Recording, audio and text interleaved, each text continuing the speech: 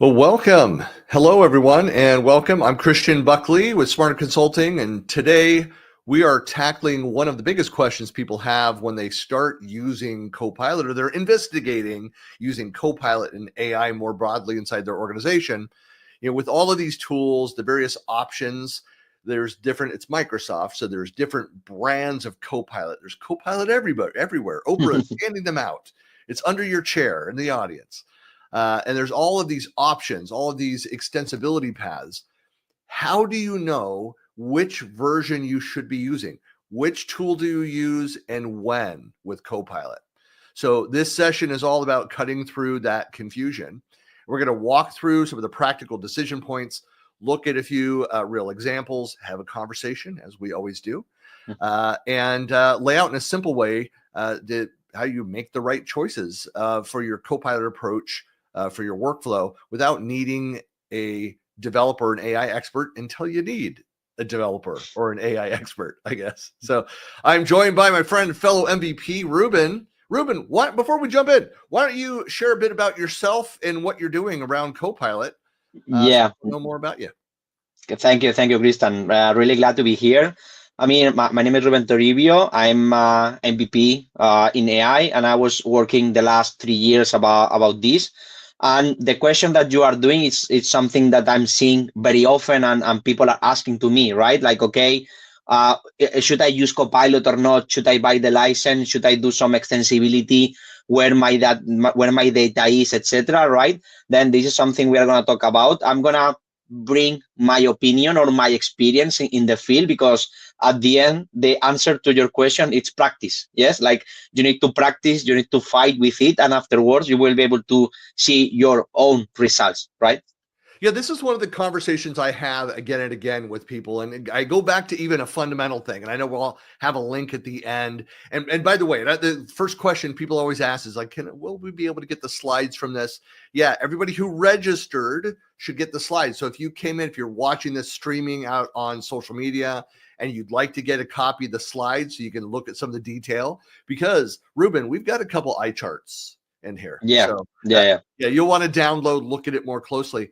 Just go, we'll provide the link. You can go and register out on LinkedIn or on the actual registration page. Yeah, and But also I would like to mention, like, if they have doubts or question, whatever, like, feel free to contact us, and we will be always, able to help them. yeah, of Yeah. course. So, and we are trying to do this in about 30 minutes. So Ruben, I'm going to let you jump in and we'll get through so we can have a little more conversation. Yeah, perfect. Okay, then this is a simple image, I will say. Then you can see, like, Copilot, it's something else. I mean, it's not only like your company. There can be like different customizations or integration, right? Then you see that graph.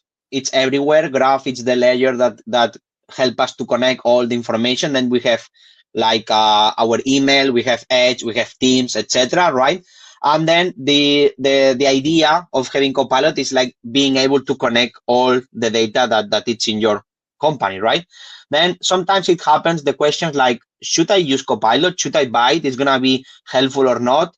And then where is your data, right? Because maybe your data is not fully in there, maybe your data is elsewhere, or maybe partially, etc. Then those are the kind of question that people usually does, right? Then one of the benefits of using Copilot is like you are able to customize it and you are able to extend it. Meaning, like, if you have data that it's outside your Microsoft 365 tenant, then you are able to connect data from outside, like can be Salesforce or can be CRMs, RP, etc. And then you can bring it to Copilot to continue using the same tool. Because one of the biggest problems is like people has a lot of silos, a lot of saturations in terms of application, right? Because you have Copilot here, you have Gamma, you have ChatGPT, you have whatever, and then afterward, when you need to ask whatever, you don't know where to go because you have so many applications. And then also the benefit of that is like being able to have one place to ask whatever question you have and being able to get the answer, right?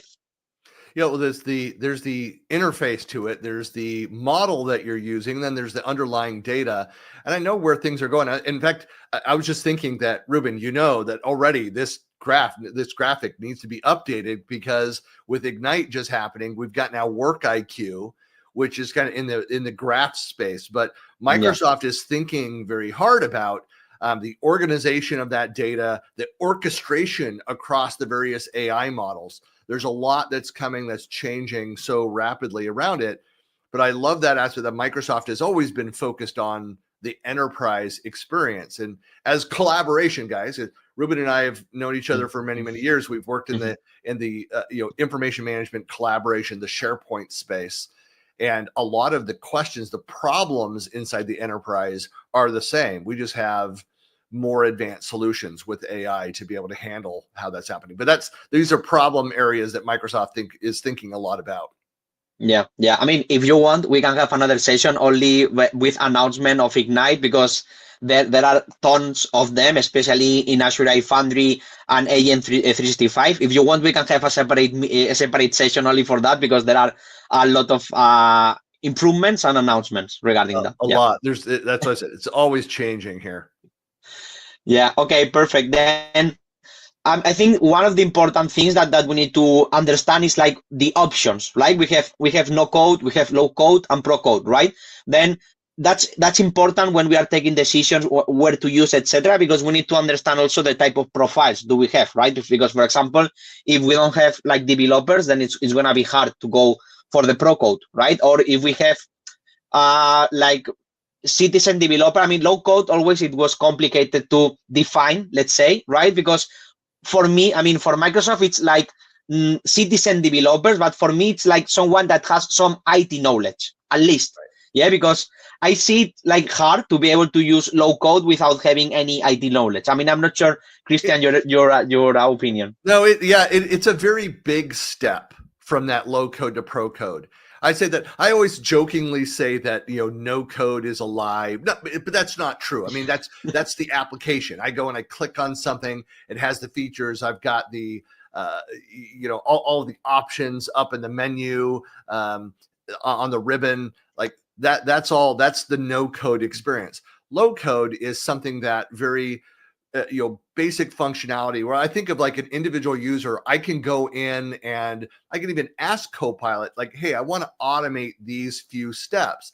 That's a lot of what a prompt does. And you can have a more complex prompt that can give you multiple outputs. But at some point you say, why am I having to go in and enter the same prompt every day, multiple times a day? Can't I create an agent that goes and runs automatically and does these things? And so that again is that low code.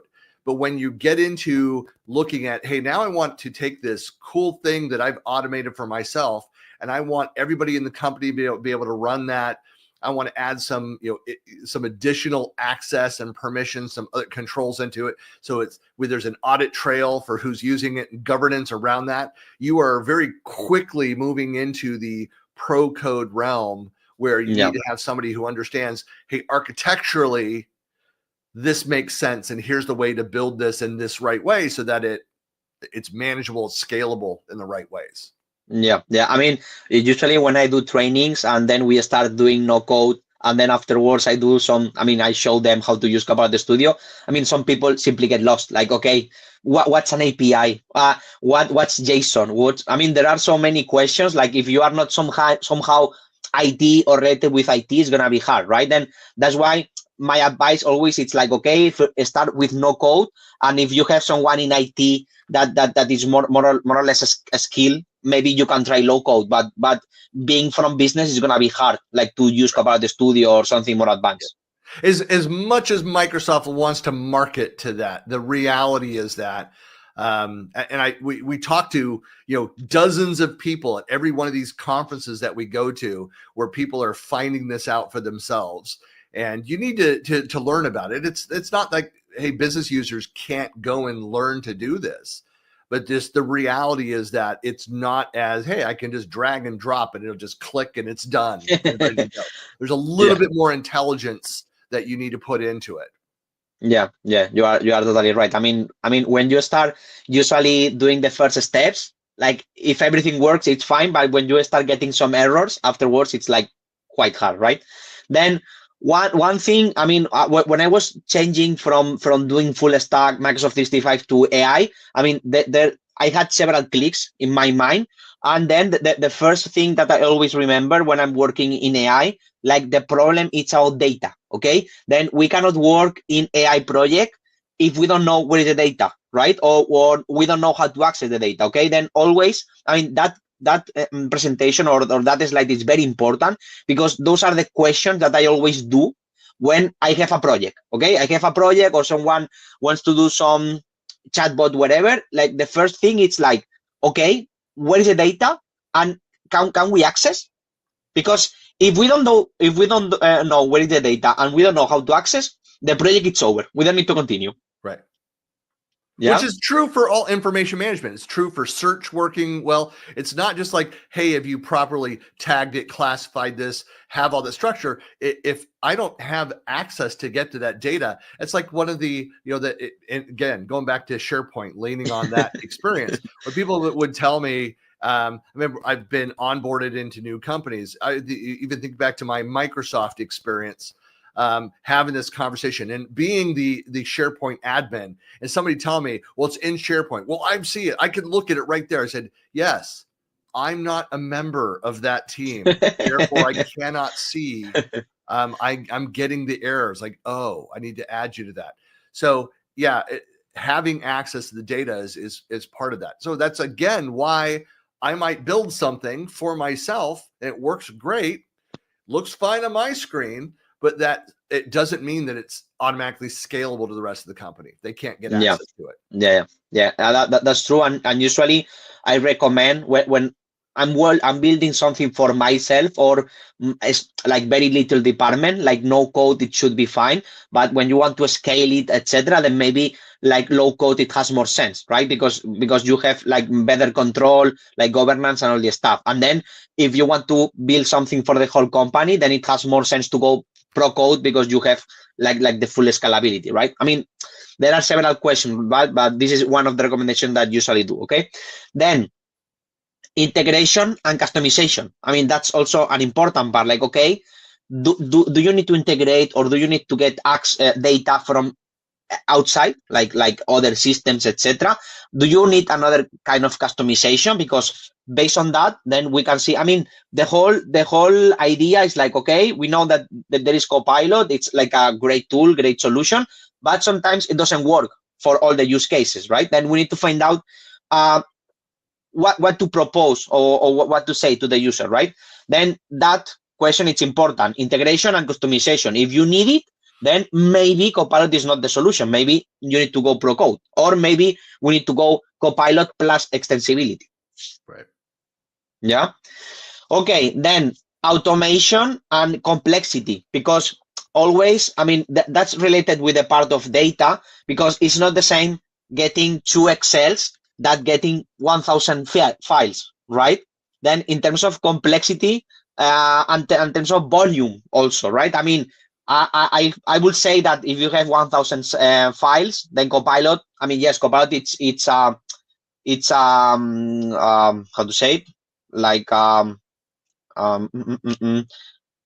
consume, right? It's the data is being consumed, and later you can access to it, etc. But sometimes there are some drawbacks, like it's not able to get the whole document, and sometimes it's getting you the results, but not from the whole. Especially when you have files that has like several pages, like I don't know, 50 pages, something like that, like very big files.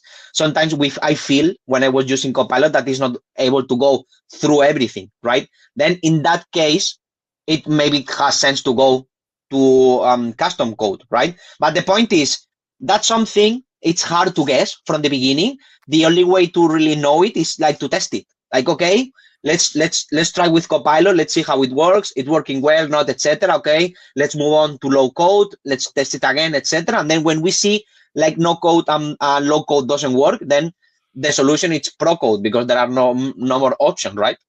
Right. Perfect. Then another one, user interaction.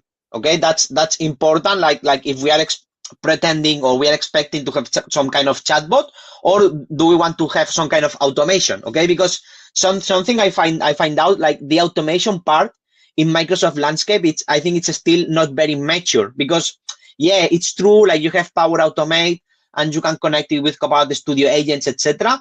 But it's not really, so if we compare it, for example, with Logic Apps and Azure AI agents, etc., I feel like it's more mature, or it works better, right? And it's something comparable between low code and pro code, but now they are improving it, and based on what you mentioned, Christian, now with Frontier in Copilot, you are able to build automations directly from natural language. Then that's for sure an advancement, right? But comparing, I mean, the automation part, I think it's a bit still behind from the chatbot part, and that's something still needs to needs more time.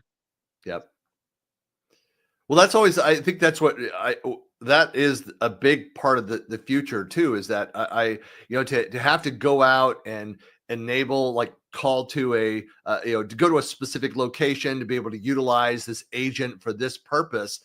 I want to have more of a unified, centralized experience where again, the orchestration between agents.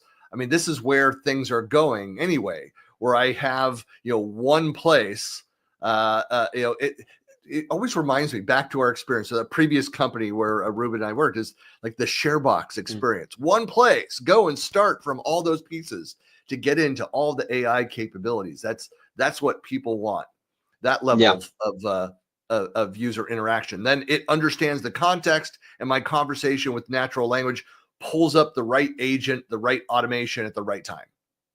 Exactly. I mean, that's why with Agent 365, that this is a big announcement from Azure AI Foundry. I think this is gonna be game changer, but still in preview. We need to wait and test. I mean, I was not able to test it further, but maybe we can have a separate session only for that. Okay. Then one important part also is security and compliance, right? Because, for example, now in Microsoft, you are able to enable cloud and Anthropic models, right? But then doing it's a different licensing, or well, not licensing, it's different terms and conditions, right? Then the question is, if I enable, then what happens with the deal with Microsoft? Because then it's a different deal, right? Yeah. Then it has consequences. Just made me think of, like, I had my last house in California, I had a tile roof, and we really wanted to put solar in. We put our swimming pool in, and they said, you can do that, but you've got a 50-year warranty on your roof. And if you do that, it negates your warranty. So you can do it, but then you'll have no warranty on your roof. Yeah. So we opted to not put solar up there, but it's a similar thing. So you need to you understand that you're going to go and utilize these other capabilities. You have to just understand, especially with these other third-party tools and integrations, is that they have their own rules. There, it could be licensing, security, how they access the data, kind of everything else. And so it's almost like you need to have an agent where you can ask, hey, if I do this integration, what are the trade-offs? Yeah. What's the risk profile change if I do this? Usually what that does, it's like to download the terms and condition, pass it to Copilot, and then just, okay, summarize wherever. I'm always doing it, right? Then that part, I mean, for me, one of the biggest benefits of Copilot and Microsoft landscape, that at the end, this is in Azure and it's in your subscription or in your tenant, let's say, right? Then it's not like it's elsewhere. But when you are in Anthropic, you don't know what is your data in Anthropic. I mean, you don't know. I mean, you don't know if it's mixed or if you have a separate instance for you, or how it works, right? Then that's the dangerous part, I will say. Yep. Perfect. And then I left the latest, because this is my favorite one, licensing. Okay. I mean, Microsoft in general is not doing it very well in terms of licensing, because it's changing like every 3 months, whatever. But one of the important question that I always receive, it's about licensing, because most of companies are not planning to pay like a Copilot for the whole company, because the cost is really huge, right?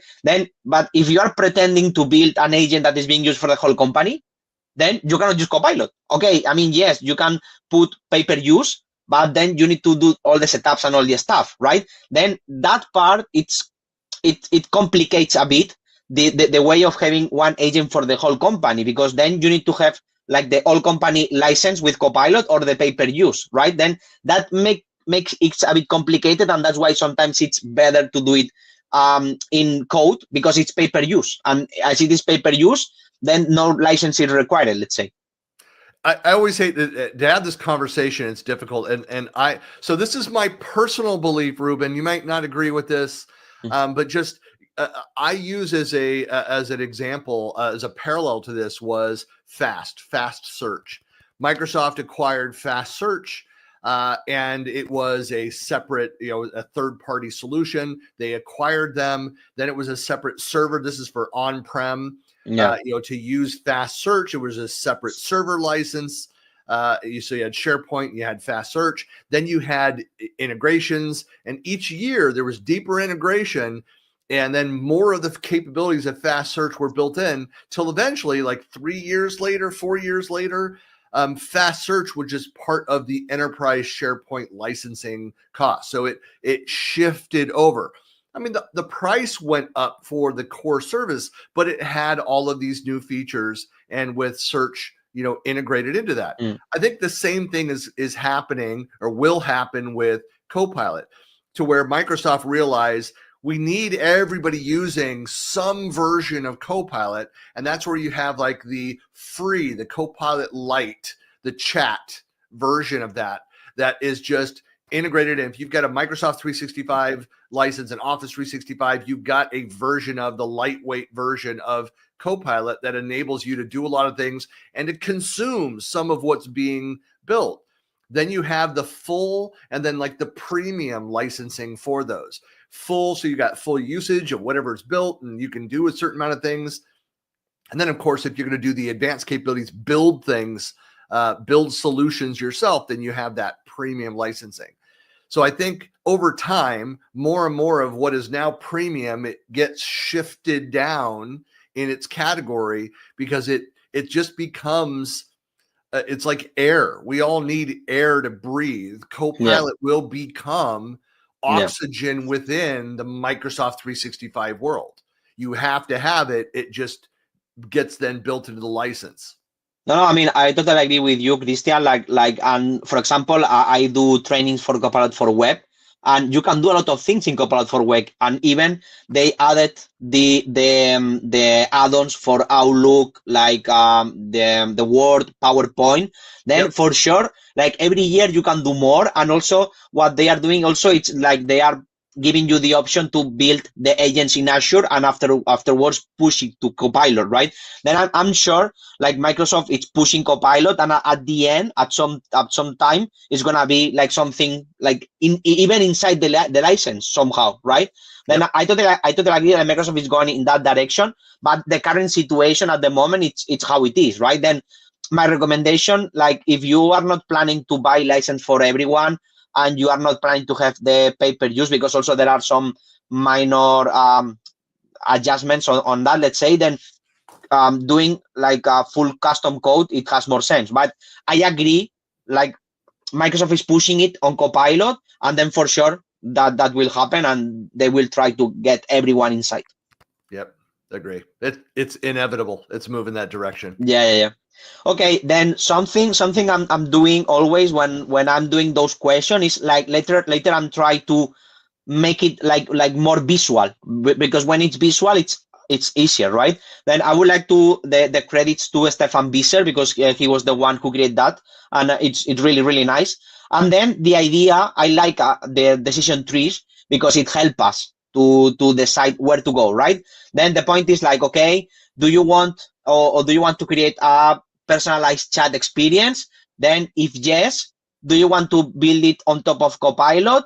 Then yes, you can do Copilot Studio. If not, like going to Azure, okay? Azure has a lot of options. After the Ignite, they bring a lot more. We can do specific session only for that. But then, I mean, that helps you to take the best decision. Sometimes there is no one decision. Sometimes it's like, okay, you have like two options, then you can try both and then see how it works. But the only way to know it is experience. I mean, you need to test it and then see how it works. Yeah, always.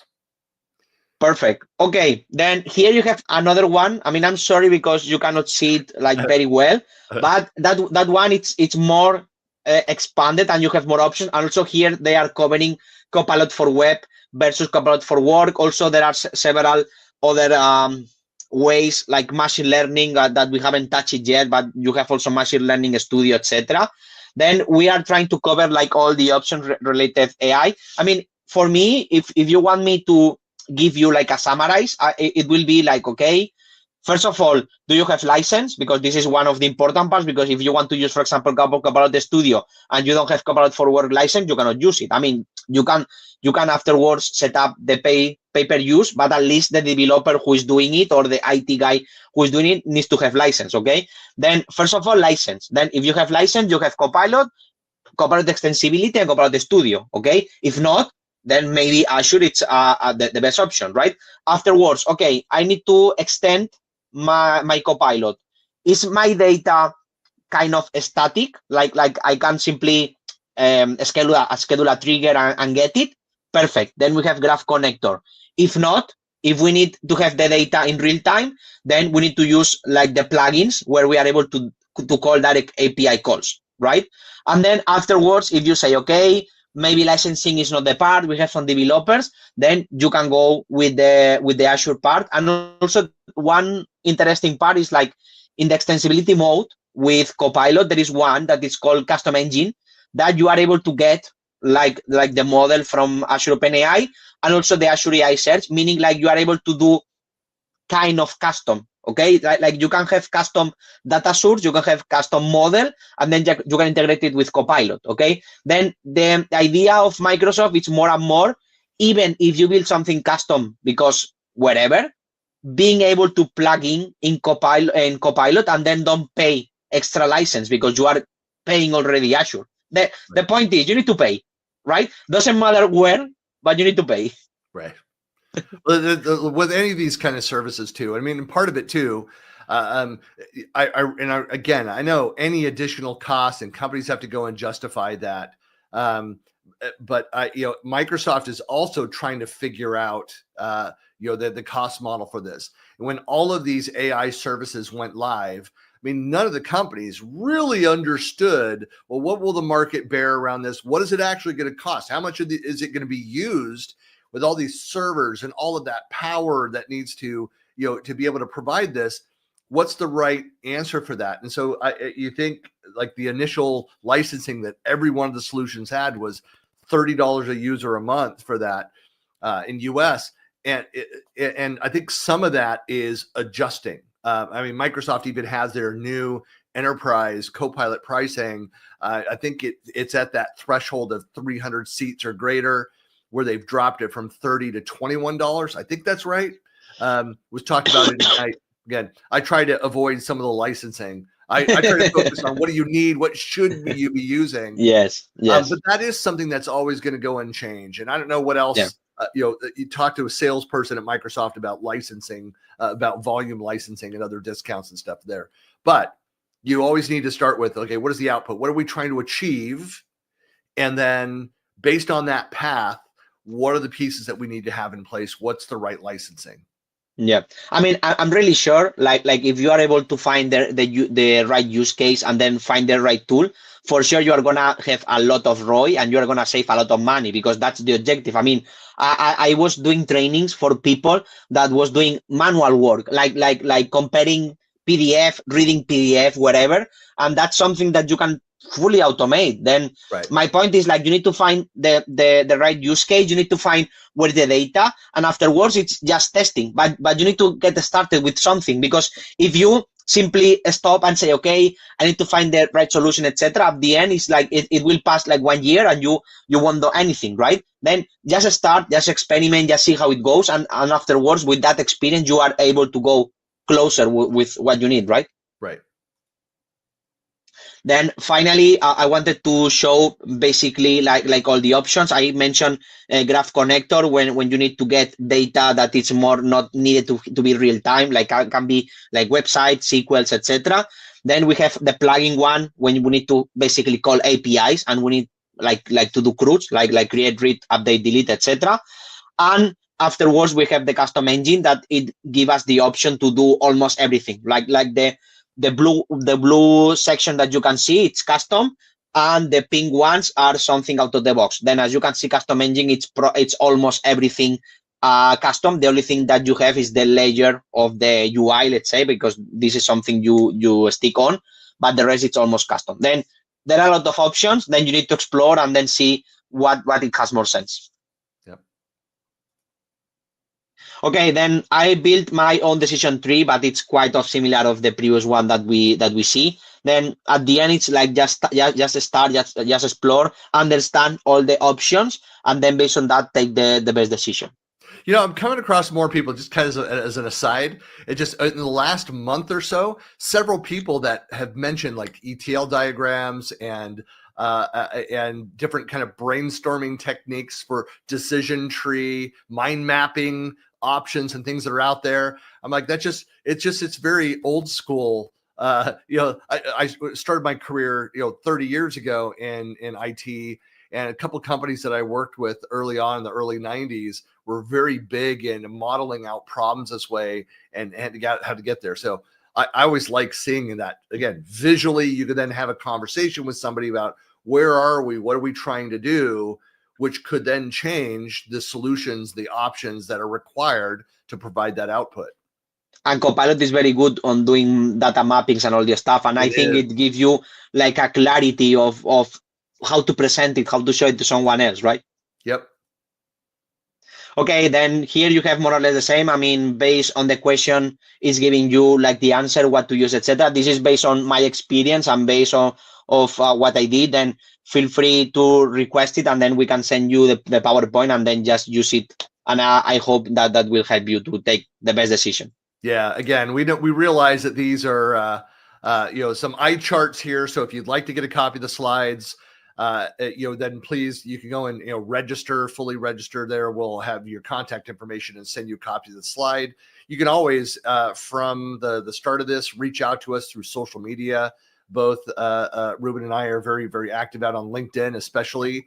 Drop us a note. We're happy to share it out with you as well. The last thing I was going to share too. So I don't know if you have any final thoughts, Ruben, before I jump to kind of the closing slides. Yeah, I mean, the final thought for me, it's like, I think it really has sense to start investing on that. I mean, I really come up 3 years ago. Like I realized like, okay, this is something big and I need to start. It's true. Like there is a lot of hype and people probably they are trying to oversell. Then also it's important to build your own opinion and to build your own way how the things work. Because I mean, that's multi-agents. Yes, everyone thinks that this is there, and we still have some time, right? Then you need to build your own opinion, and then my takeaway on that is just start with something. Doesn't matter if it's no code, low code, it's Copilot, whatever. Just start, and then based on that you can be progressing. Yes. Right. And one thing I will point out too here is that if you are looking for help on this, I mean, obviously, Smart Consulting, we're available. We can help answer some of the questions, help you on this path. And I know that Ruben, you're also doing a lot of deeper training for more of the IT pro and developer crowd on how to do kind of its advanced capabilities and extensibility of AI. So for folks that are looking for help in that regard as well, you can reach out, connect through us, or contact Ruben directly. Yep. One thing that I'll say, we kind of glossed over at the beginning of it, but one kind of core, common denominator with AI discussions is improving our capability, our skill set around prompt engineering. Prompting, it's not just like you're doing search. It's not, you're not going to Google and putting in a request. In fact, if you're using Google these days, you know that they're the AI responses that are dominating at the beginning of that. And so understanding how to have a conversation with AI and strengthening those skills. I mean, I treat it like it's like you're building a muscle. So you need to have those muscle memories, that structure of how do I ask for the right thing so I'm getting the right results, the optimal results out. So we've got this course. It's a $99 course. You've got the QR code there if you have any interest there. And then finally, this other QR code is, as a marketing guy, it's probably bad having 2 different links, QR codes. But if you would like a free consultation to understand governance, Copilot, of course, this kind of all of our other services. If you're looking at doing a Microsoft 365 modernization, we can help you as well. So we're everything Microsoft, the collaboration stack, but feel free to drop us a line. Again, it's free to have a conversation. We can at least point you in the right direction, give you our thoughts on where you are and what your next steps need to be, whether you try to do those yourself or you ask for help. Either way is great. And with that, Ruben, I think we are out of time anyway. This is pretty good. We attempted to be 30 minutes. We're at 35 and a half. Yeah. Not bad. Not bad. So, well, thank you all again. Drop us a line or register for the webinar if you would like to get a copy of the slides. We'll share it out there. But otherwise, Ruben, thanks a lot for your time. Yeah, it's always a pleasure to be here. I mean, it's like talking, like we were in real time, etc. At the end, the time pass super quick. Always having the conversation. Yeah, there it goes. I have the thank you slide up there. So, well, thanks a lot for your time, everybody. Have a great rest of your week. See you.